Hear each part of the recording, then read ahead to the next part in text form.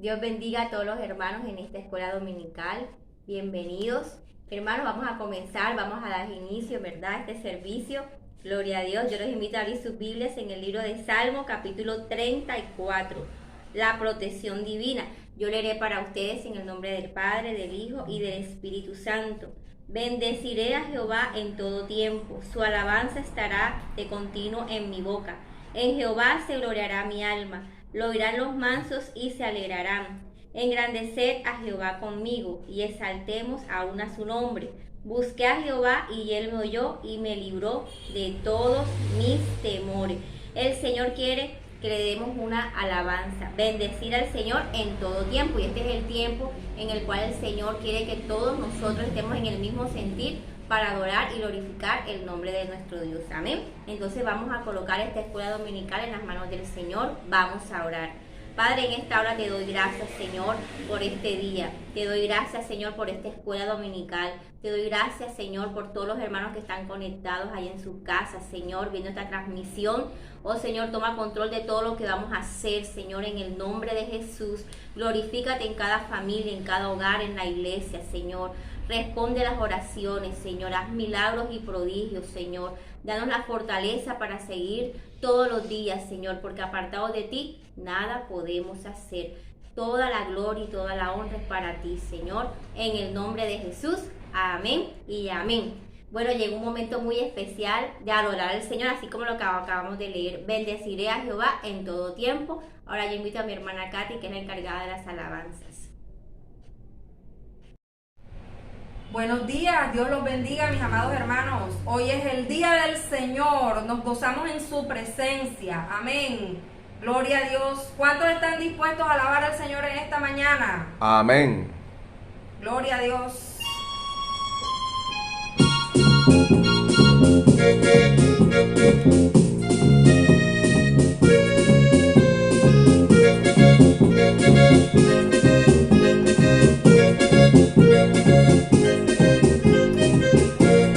Venga tu reino a Colombia. Hágase aquí tu voluntad. Que tu gloria llene todo este lugar. Satúranos, Señor,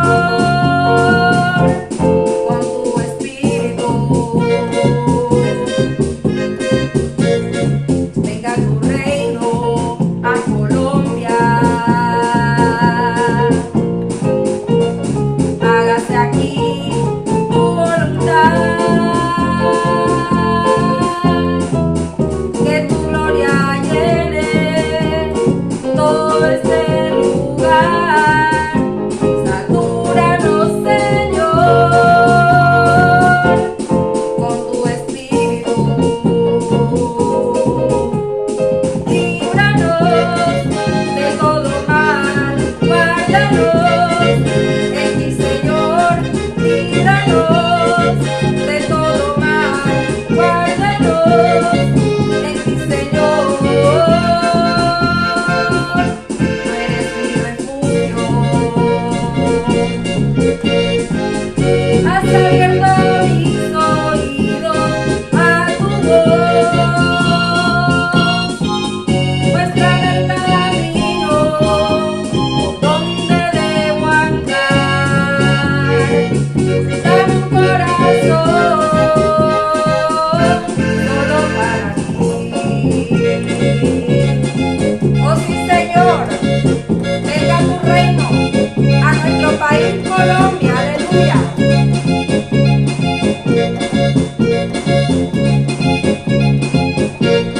Venga tu reino a mi vida. Hágase en mí tu voluntad. Que tu gloria llene todo este lugar. Satúrame,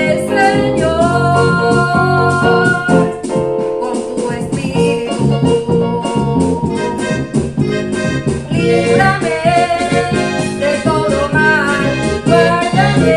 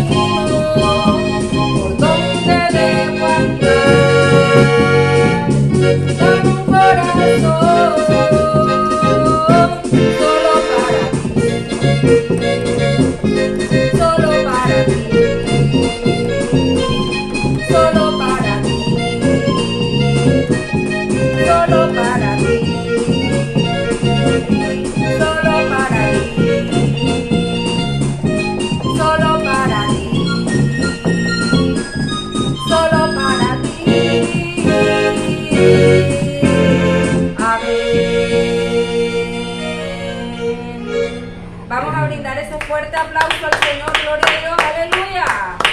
Gloria a Dios, aleluya.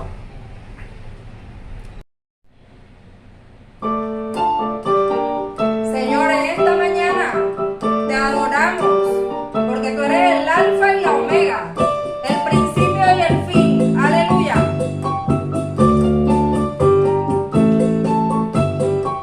Alfa y omega eres tú, el principio y el final. Alfa y omega eres tú. Alfa y omega eres tú, el principio y el final. Alfa y omega eres tú. Por el resto de mi vida cantaré con alegría. Lléname de tu presencia, de tu amor y poder cada día, y que el mundo entero entienda que Jesús es el Señor, la razón de mi existencia, y que ofreces hoy clemencia y perdón al pecador. Alfa y omega eres tú, el principio y el final. Alfa y omega eres tú. Alfa, omega eres tú, el principio y el final. Alfa y omega eres tú. Este mundo nada ofrece, solo odio y dolor. Donde quiera hay religiones, dicen que pueden salvar, mas el que salva es Jesucristo, que en la cruz del Calvario compró tu libertad.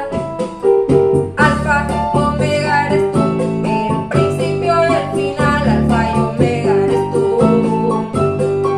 Alfa, omega eres tú, el principio y el final. Alfa y omega eres tú. Oh sí, Señor, en esta hora sabemos que solo tú tienes la solución, Señor. Clamamos por Colombia, Señor. Te pedimos, Padre, que traigas paz a nuestro país. En el nombre de Jesús, reprendemos toda injusticia. Reprendemos toda desigualdad. En el nombre de Jesús, reprendemos toda maldad en el corazón. En el nombre de Jesús, reprendemos todo espíritu de violencia. En el nombre de Jesús. Señor, sabemos que solo tú das la verdadera paz. Aleluya.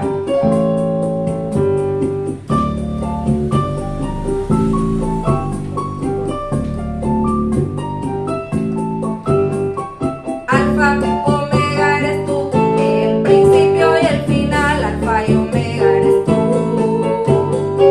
Alfa y omega eres tú, el principio y el final. Alfa y omega eres tú. Óyelo bien, mi amigo,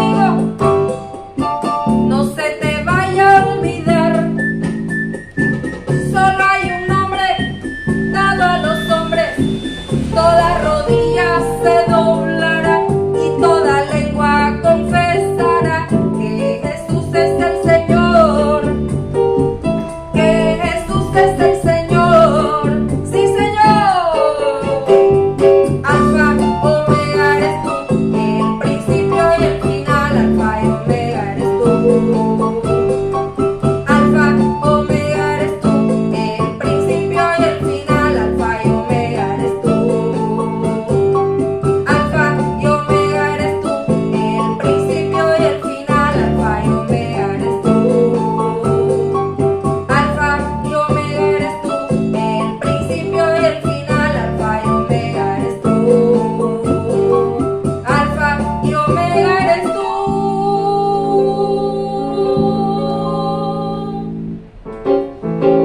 El principio y el final.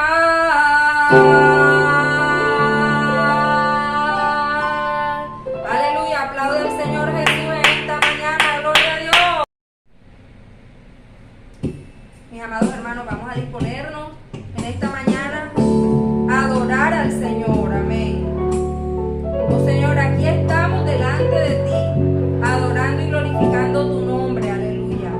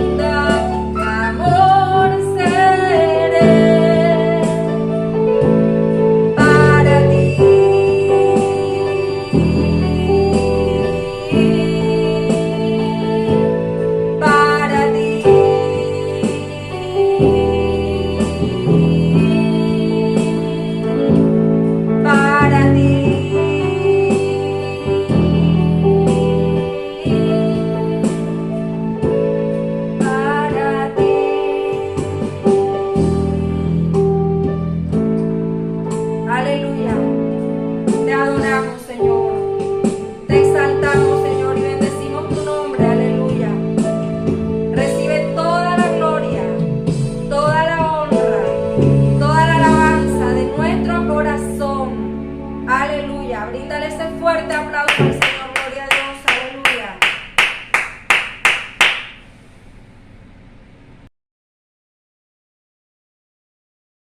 Dios les bendiga. Este acróstico va dedicado a todas las madres. M. Maternidad, regalo de Dios.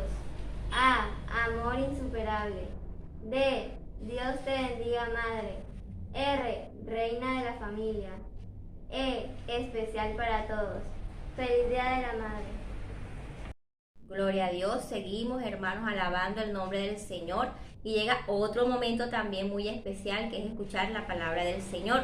Yo invito en esta hora a mi hermano Ricardo Quintero, que es el portador de la palabra en esta mañana.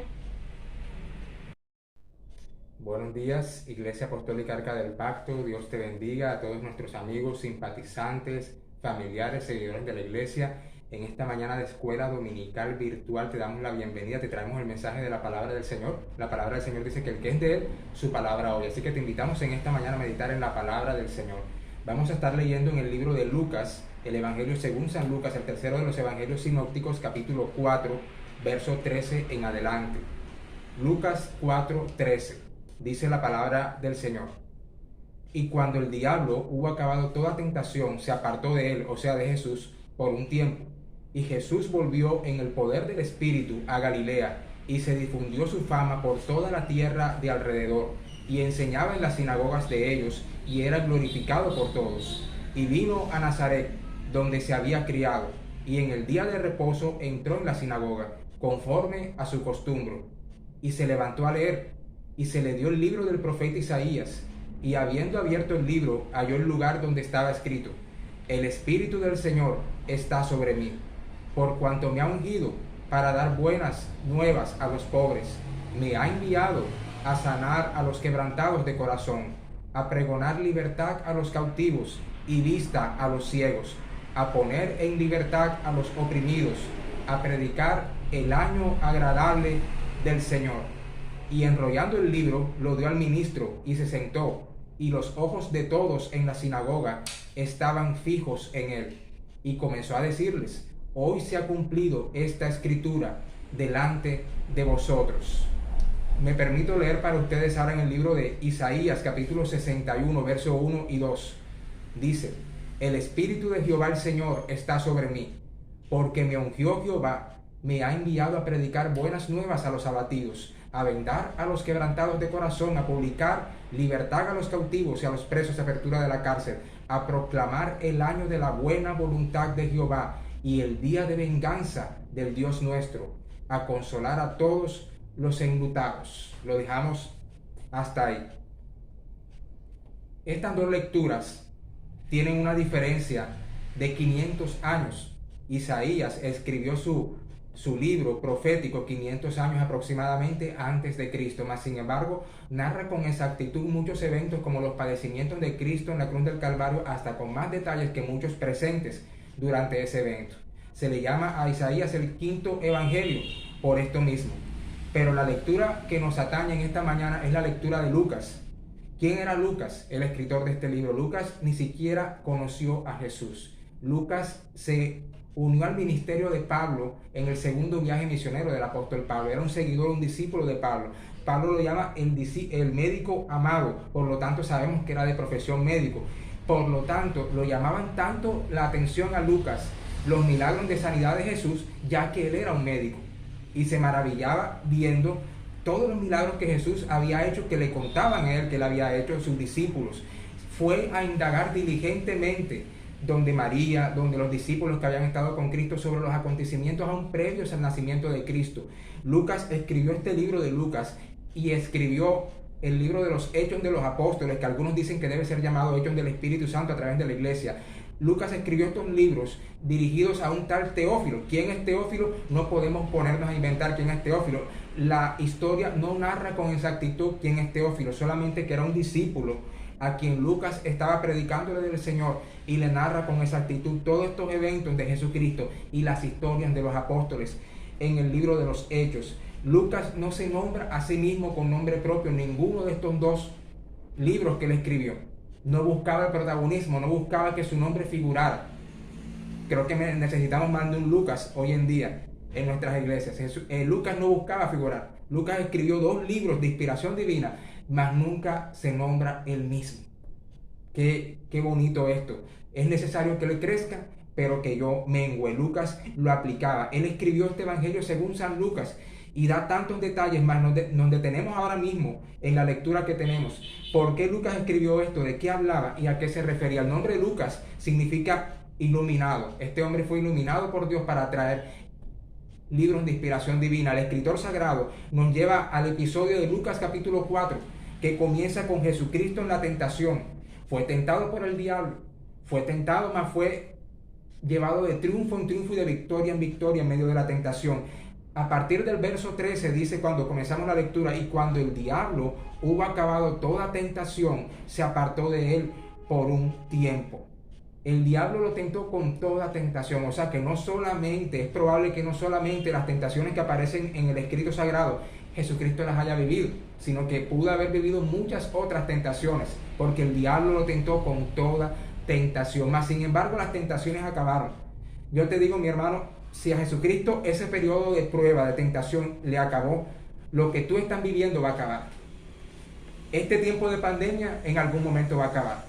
Todo lo malo que estemos pasando va a acabar. Cuando el diablo hubo acabado toda tentación, hay momentos en el que el diablo se va a quedar sin argumentos. Hay momentos en el que el diablo va a acabar toda tentación. Hay momentos en el que el enemigo va a acabar toda prueba. Hay momentos en los que el enemigo va a decir, me tengo que apartar de él por un tiempo porque no tengo más nada que hacer contra él, porque se mantiene fiel a Dios. No puedo hacer más nada contra su familia porque he hecho de todo contra su familia, pero se mantiene fiel a Dios. No puedo hacer más nada contra él porque a pesar de que lo ataco y lo ataco y lo ataco, no ha fallado. Por lo tanto, el enemigo se aparta cuando ha acabado toda tentación. Lo que tú estás viviendo no es algo que va a ser para siempre, es algo efímero y momentáneo. Esta leve tribulación produce en nosotros un cada vez más excelente y eterno peso de gloria. Por lo tanto, la tribulación es leve y es momentánea. Esto no va a ser para siempre. La necesidad que tienes no va a ser para siempre. La enfermedad que tienes no va a ser para siempre. El problema familiar que tienes no va a ser para siempre. El problema en tu lugar de trabajo no va a ser para siempre. Aunque parezca eterno, para Dios es momentáneo. Aunque parezca que nunca va a terminar, Dios ya le puso una fecha de caducidad a lo que tú estás viviendo. Por lo tanto, cuando el diablo hubo acabado toda tentación, se apartó de él por un tiempo. Y llegamos al verso 14, que dice, Jesús volvió en el espíritu a Galilea. Jesús salió de su peor momento en el espíritu, lleno del Espíritu Santo, en el poder del Espíritu. ¿Sabes que tú puedes salir de tu peor momento de la mejor manera? Tú no tienes por qué salir del momento de tribulación apaleado, triste. Tú no tienes por qué salir ya muriéndote. Tú puedes salir lleno del Espíritu Santo en que estés viviendo el peor momento de tu vida. ¿Sabes que con el mismo sol que derrite la cera endurece el barro? O sea que no depende del sol, sino del material con el que el sol está tratando. Así es la prueba. La prueba depende no tanto de la prueba, sino de cómo tú y yo asimilemos la prueba. Cómo tú y yo asimilemos lo que estamos viviendo. Jesús salió del peor momento de su vida lleno del Espíritu Santo y volvió a Galilea, y su fama se difundía por toda la tierra. Y llegamos al verso 15, y enseñaba en las sinagogas de ellos. Jesucristo predicaba el evangelio en las calles, mas enseñaba en las sinagogas y enseñaba a sus discípulos. El ministerio más atacado en este último tiempo no va a ser el ministerio del evangelista, ni el ministerio del profeta, ni del misionero, sino el ministerio del maestro. La palabra dice que en los últimos días se abandonarán maestros, no dice evangelistas, no dice profetas, maestros, conforme a sus propias concupiscencias. Maestros. El diablo tiene una constelación de maestros para llevarlos a las iglesias a enseñar herejías y apostasías. Y los maestros que ya están en las iglesias establecidos por Dios van a ser atacados. Jesucristo enseñaba la palabra, o sea, eran maestros. A Jesucristo no le decían predicador, a Jesucristo le decían maestro, le decían rabí.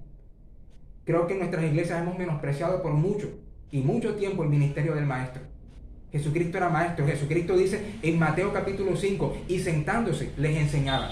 O sea que Jesucristo, más que predicar, enseñaba.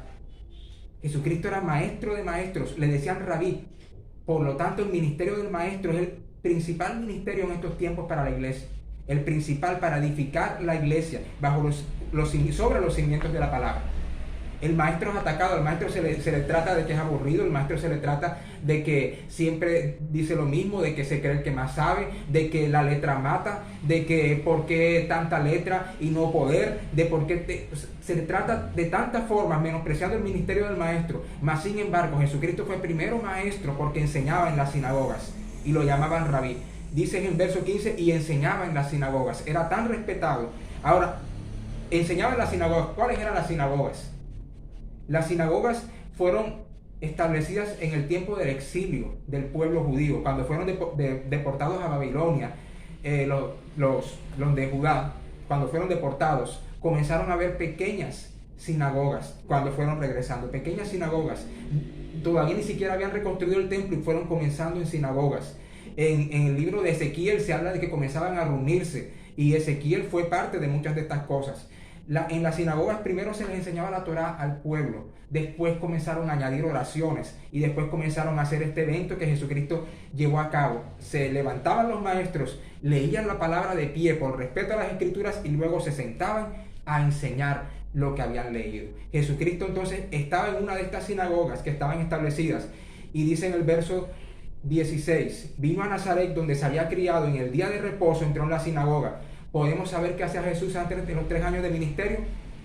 En los días sábados siempre hacía esto, porque dice que entró en la sinagoga conforme a su costumbre y se levantó a leer. ¿Te imaginas a Jesús levantándose a leer la palabra que él inspiró? Él era la palabra hecha carne, leyendo la palabra escrita. El verbo hecho carne, leyendo la palabra escrita. ¿Te imaginas la unción con la que Jesucristo leía su palabra en este momento? ¿Te imaginas la presencia de Dios, Jesucristo lleno del Espíritu Santo, la plenitud en él encarnada? Y Jesucristo dice que se le dio el libro del profeta Isaías, y habiendo abierto el libro halló el lugar donde estaba escrito: el Espíritu del Señor está sobre mí. Y comenzó a leer Jesucristo sobre todo esto. El Espíritu del Señor está sobre mí, por cuanto me ha ungido. La palabra que él utiliza para ungido en el original es la palabra Mashiach, que es la misma palabra que en el original da a entender Mesías. Él está diciendo, me ha ungido, yo soy el ungido, yo soy el Mesías. Jesucristo entonces está diciendo, me ha ungido para dar buenas nuevas a los pobres. Y Jesucristo cataloga en este momento 6 aspectos del llamado del ministro de Dios. 6 aspectos. ¿Para qué lo ungió el Señor? Para dar buenas nuevas a los pobres. Número 1. Me ha enviado a sanar a los quebrantados de corazón. Número 2. Número 3. A pregonar libertad a los cautivos. Número 4. Libertad a los ciegos. 5. Libertad a los oprimidos. Y 6. A predicar el año agradable del Señor. ¿Quiénes eran los pobres? Los pobres en espíritu. No solamente los pobres materialmente, los pobres en espíritu. Ese es el primer grupo al que el Señor lo envió, al que el Padre lo envió. Los que tienen sed de Dios, los que saben y le dicen, Dios mío, yo no puedo seguir hacia adelante porque yo soy pobre en espíritu, yo tengo sed de ti, yo necesito de ti, ayúdame con lo que estoy viviendo, soy pobre en espíritu, no tengo nada. La iglesia de la Odisea decía, soy rico y me he enriquecido, de ninguna cosa no tengo necesidad. Pero los pobres en espíritu dicen, Señor, yo no tengo nada, yo solamente te tengo a ti, necesito de ti. Y a esos pobres en espíritu el Señor vino para dar buenas nuevas a los pobres. Ese es el primer grupo. El segundo grupo, me ha enviado a los sanar a los quebrantados de corazón.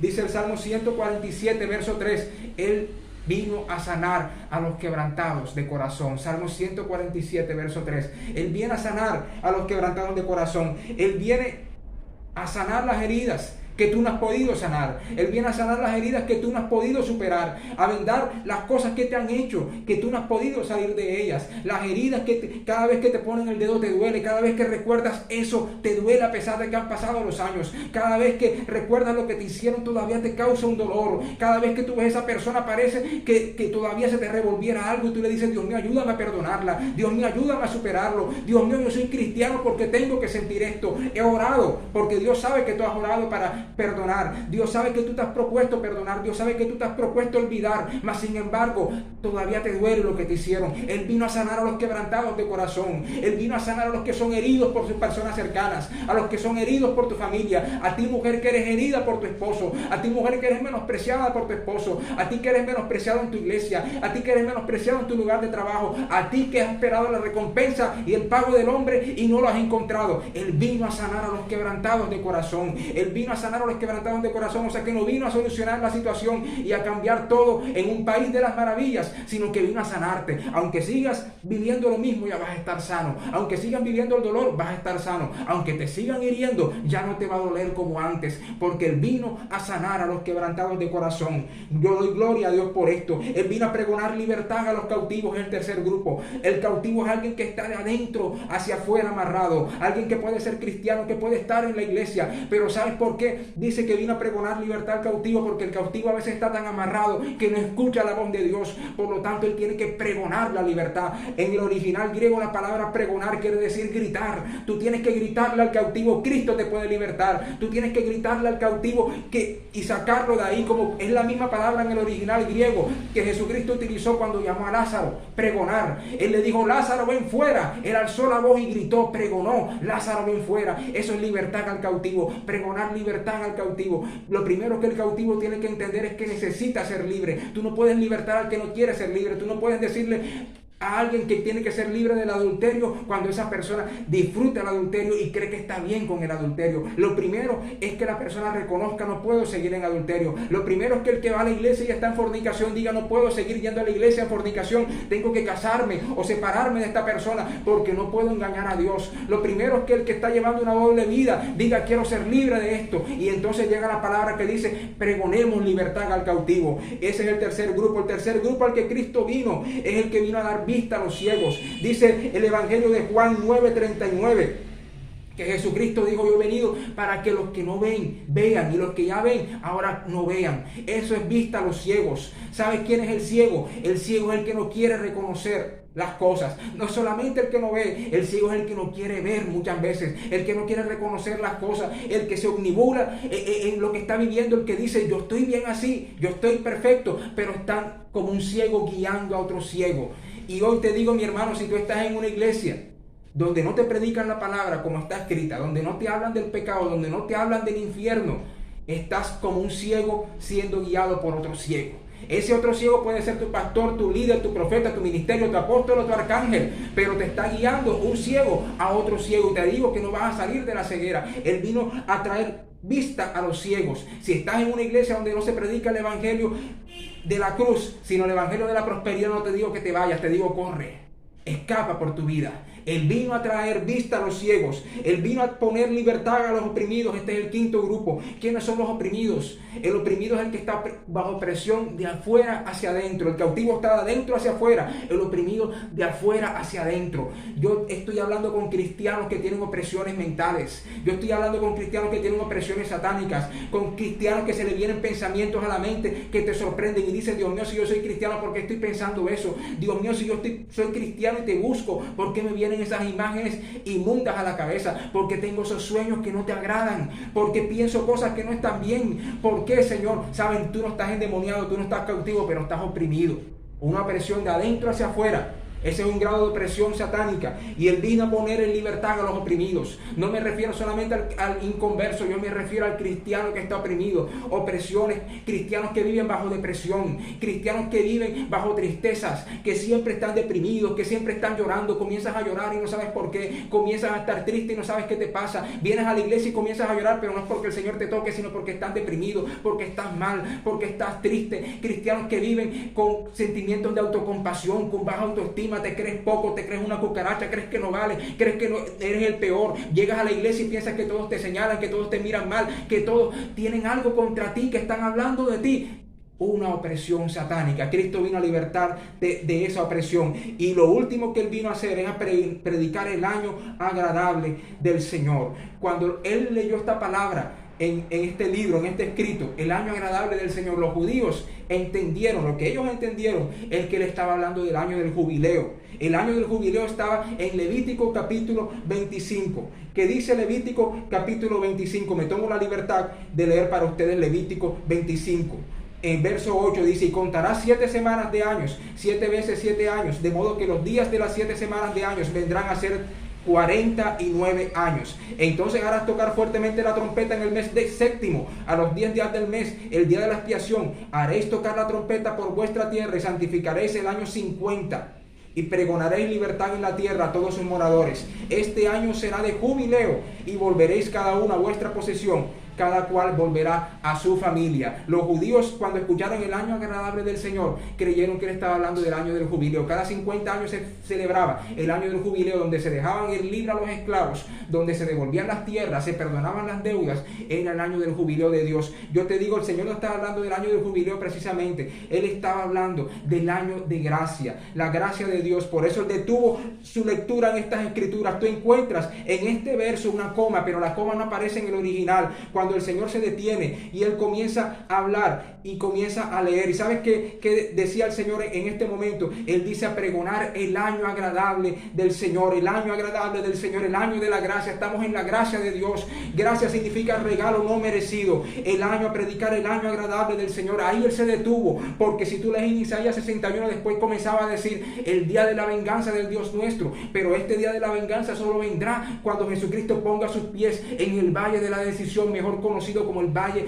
de Armagedón, el valle de la decisión del que te habla el Antiguo Testamento, del que habla Joel, del que hablan los profetas. Ahí comenzará el día de venganza del Dios nuestro. Mas sin embargo estamos en el año agradable, el año de la buena voluntad de Dios para con su pueblo. Por eso Jesucristo se detuvo ahí, hizo un alto, y estamos en ese alto, estamos en esa coma, estamos en ese parangón que Jesucristo estableció para que nosotros pudiéramos ahí ser acogidos como los gentiles y entrar bajo la gracia del Señor, en el año agradable del Señor. Termino con esto. Enrollando el libro, lo dio al ministro y se sentó, y los ojos de todos en las sinagogas estaban fijos en él.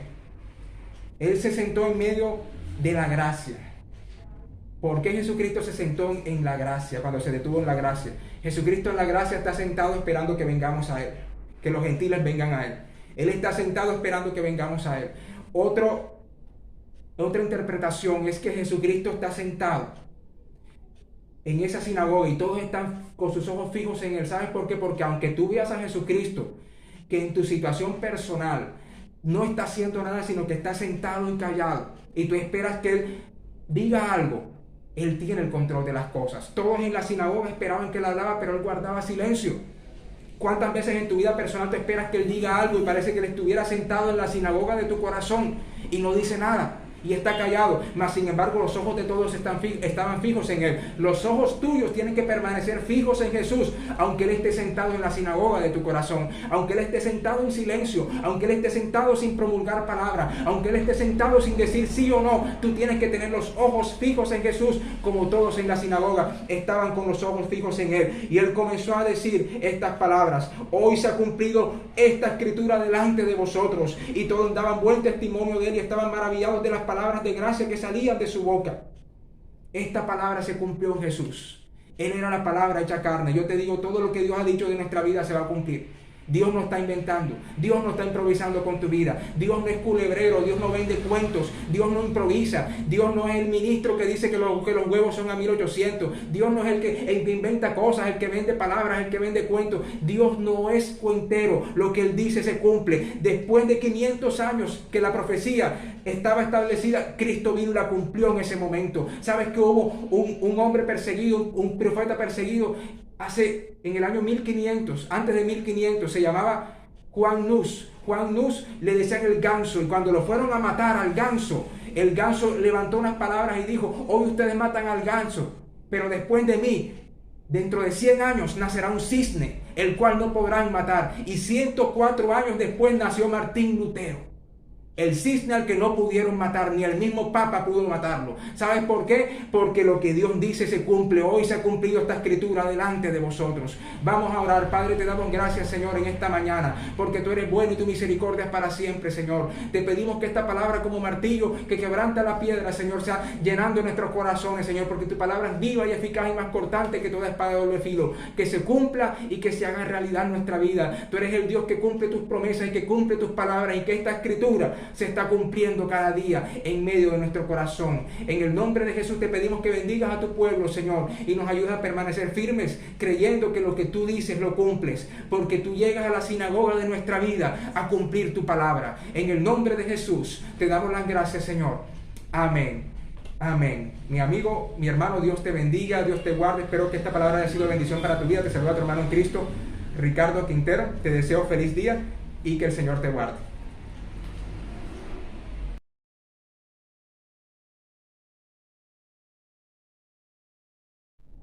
Mis hermanos, vamos a estar orando de acuerdo a la palabra que hemos predicado, vamos a estar orando por las peticiones.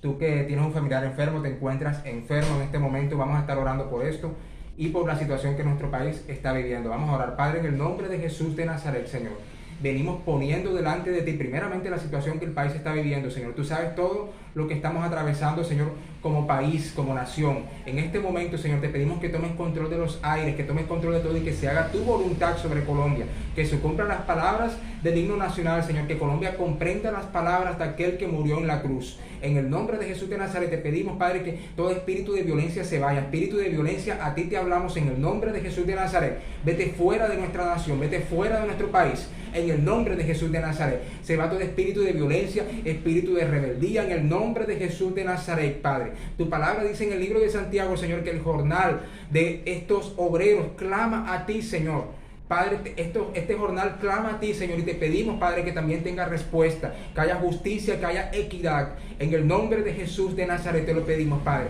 Te venimos pidiendo por los enfermos. Todos los que están enfermos, que tienen un familiar enfermo ahora mismo, venimos ministrando, Señor. Tu palabra enseña en el libro de Isaías, y por su llaga fuimos nosotros curados. Ahora mismo comenzamos a ministrar sanidad y salud a los cuerpos enfermos. Aplicamos la llaga de Cristo al cuerpo enfermo. En el nombre de Jesús de Nazaret se va la enfermedad, se va la dolencia. Ahora mismo en el nombre de Jesucristo de Nazaret se rompen las cadenas, se rompen las ligaduras, se va la enfermedad, se va el COVID, se va la fiebre. En el nombre de Jesús de Nazaret, Padre, ministramos salud, ministramos sanidad, aplicamos la llaga de Cristo. En el nombre de Jesús de Nazaret, Padre, tú eres Jehová Rafa, tú eres Jehová nuestro sanador. Tú sanas al enfermo, libertas al cautivo, rompes cadenas, rompes ligaduras, Señor. Tú levantas al caído, tú levantas al abatido, Señor. En el nombre de Jesús de Nazaret ministramos sanidad, ministramos salud, Señor. Proclamamos que en Cristo hay libertad, que en Cristo hay salud y vida en abundancia. En el nombre de Jesús de Nazaret, Padre, te damos las gracias, te damos la gloria, te damos la honra, porque tú eres bueno y para siempre es tu misericordia, Señor. En el nombre de Jesús de Nazaret te damos las gracias, Señor, y toda la gloria. En el nombre de Jesús. Amén, amén. Mis hermanos, Dios los bendiga, Dios los guarde. Bueno, hermanos, con ese mismo gozo, dándole gracias a Dios por todas sus bendiciones, vamos a orar y darle gracias a Dios por este día. Amén. Padre, en esta hora te damos gracias, Señor, por este servicio, por esta escuela dominical. Gracias, Señor, por tu palabra, por la administración de las alabanzas, Señor, porque tú nos tocas, tú nos llenas, tú nos bendices, Señor. Te damos las gracias en el nombre de Jesús. Amén y amén. Dios les bendiga, hermanos.